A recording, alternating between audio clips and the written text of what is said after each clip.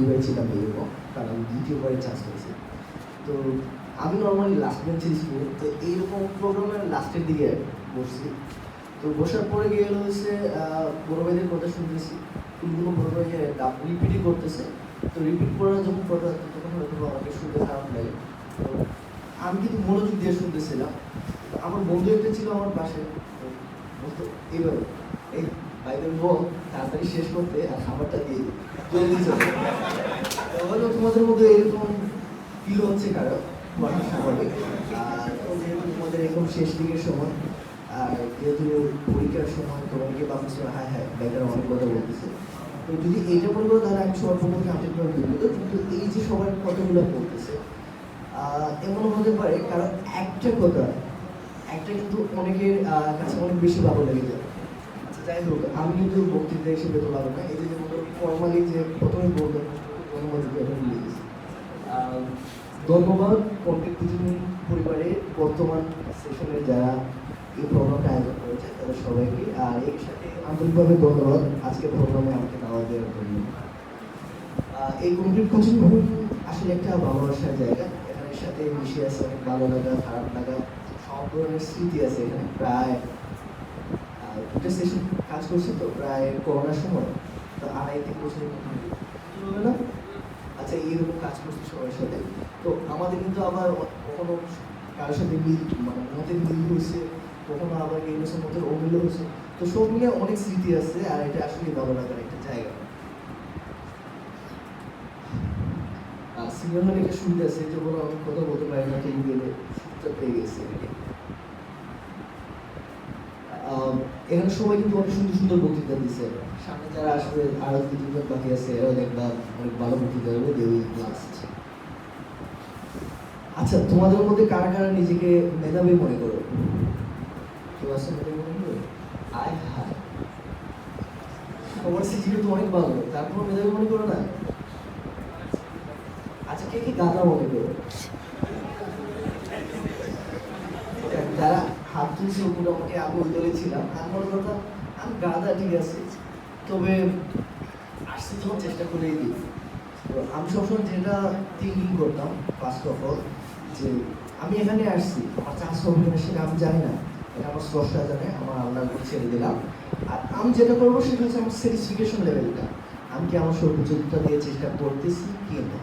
আমি যদি নিজে স্যাটিসফাইড করতে পারি না, আমি আমার সর্বোচ্চটা দিয়ে চেষ্টা করেছি, তারপর যদি আমি চান্স না পাই, তাহলে মনে করতে হবে সেটা আল্লাহ আমার জন্য এখানে বেঁচে রাখে নেই, তখন অন্য কোনো জায়গায় রাখছে। তো আশা করি তোমরা এই জিনিসটা করবে। আর তোমাদের মতো যখন আমি ওই জায়গায় ছিলাম, তো এখানে যখন বাইকারের কথা বলছে, এখন সুন্দর সুন্দর কথা বলতে পারতো, আমাদের সঙ্গে বাইকার অনেক সুন্দর কথা বলতো। আর বাঙালির সুন্দর কথা বলতে পারি, কিন্তু শিখতে পারি না।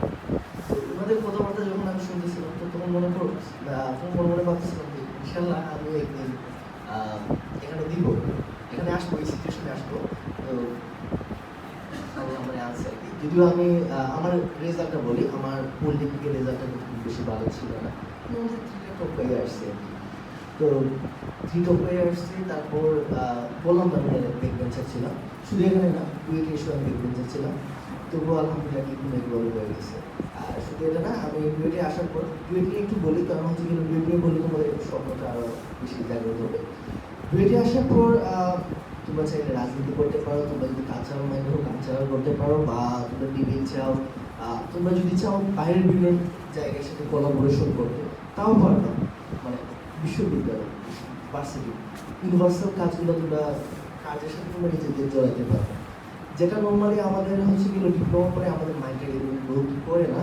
যেটা ডিপ্লোমার শেষে এখানে আসার পর যতটুকু গ্রোথ করছে, তোমরা যদি ডুয়েটে ভর্তি হো তার থেকে অনেক বেশি করে গ্রোথ হবে।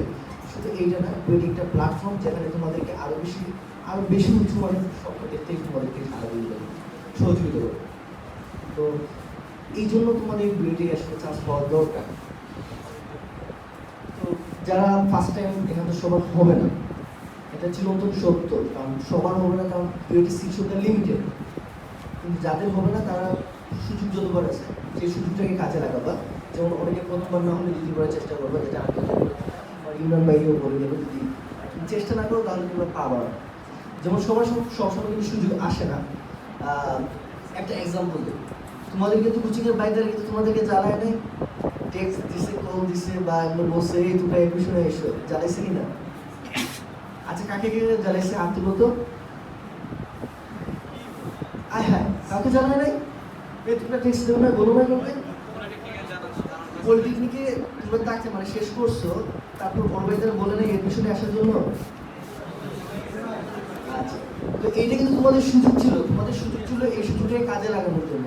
তোমরা বড় ভাইদের যে রিকোয়েস্ট করছিল বা বলছিল ফ্যামিলি ইউটিলাইজ করার জন্য, তোমরা কিন্তু সেখানে সফল হয়েছো। তোমাদের সাথে অনেকে কিন্তু এখানে আসে নাই। তোমাদের সফলতা কিন্তু তোমার থেকে শুরু হয়েছে যখন তোমরা চিন্তা করতেছো আমরা একদম এগিয়ে যাব। আমাদের কিন্তু সফলতা আসে ছোট ছোট পদক্ষেপে। আমরা কখনো হচ্ছে এই তুমি যখন ডিসিশন নিচ্ছো তখন একটা সফলতা আসছে।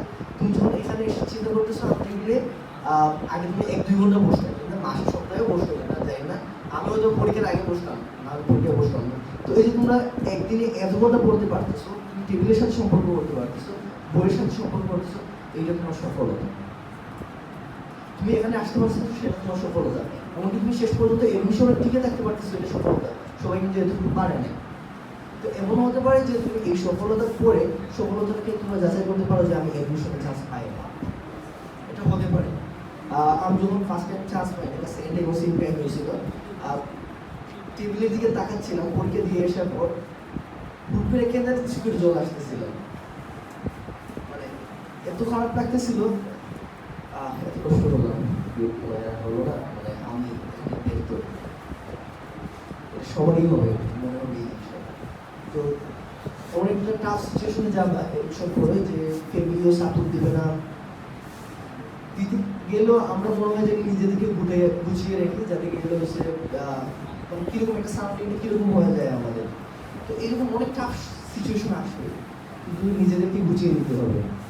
আর মনে রাখতে হবে স্রষ্টা কিন্তু সুযোগ দেয় অনেকবার, কোনো কোনো কাজের জন্য স্পেসিফিক সুযোগ আসে, যেমন ডুয়েটের জন্য 2বার সুযোগ আছে, এরপরে হাজার চাইলেও কিন্তু সুযোগ পাবা না, চাকরির হাজার সুযোগ পাবা, টাকা ইনকাম করতে পারবে না, ডুয়েটের প্ল্যাটফর্মে আসতে পারবে না।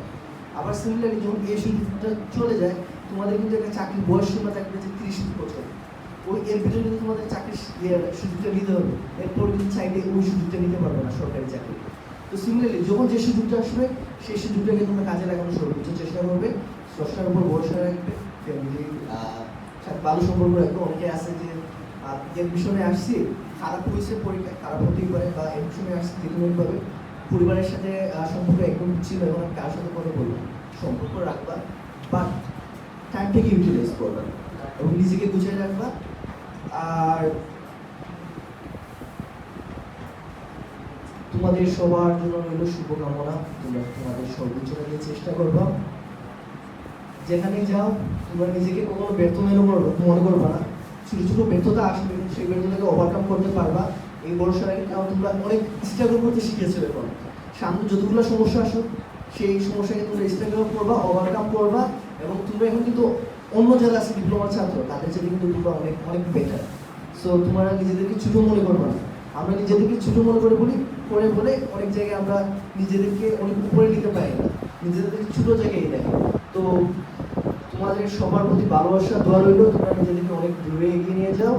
আর আমাদের জন্য দোয়া রাখো, সবার জন্য বেস্ট অফ লাক, সবাই যাতে দূরে আসতে পারে সেই জন্য শুভকামনা রইল। আল্লাহ হাফেজ।